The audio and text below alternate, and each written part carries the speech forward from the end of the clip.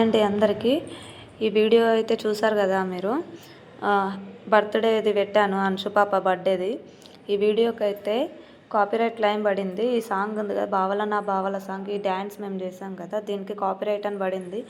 ఎందుకు పడిందో తెలియదు, కాకపోతే ఆ బ్యాక్గ్రౌండ్ నడుస్తుంది. ఆ సాంగ్కి చేశాను. నేనైతే యూట్యూబ్లో కాపీ అయితే చేయలేదు. ఆ సాంగ్ కాపీ చేయకుండా అలా ఎలా కాపీరైట్ పడింది నాకు అర్థం కావట్లేదు.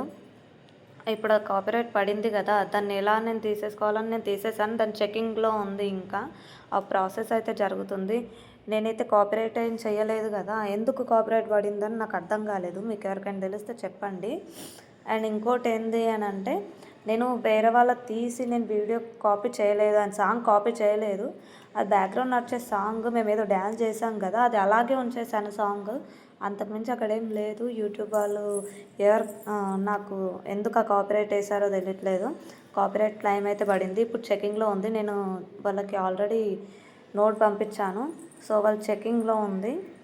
అది క్లియర్ అవుతుందా లేదా అన్నది తెలియదు. ఇప్పుడు వీడియోలో అయితే ఈ సాంగ్ కట్ చేసేసారు, అంటే తీసేశారు మొత్తం సాంగ్. ఆ వీడియోకి సాంగ్ తీసేసి ఓన్లీ నా వాయిస్ ఓవర్ మాత్రమే ఉంది అక్కడ. ఓకే, మీకు కూడా ఇలా అయితే ఏం చేశారు చెప్పండి నాకు.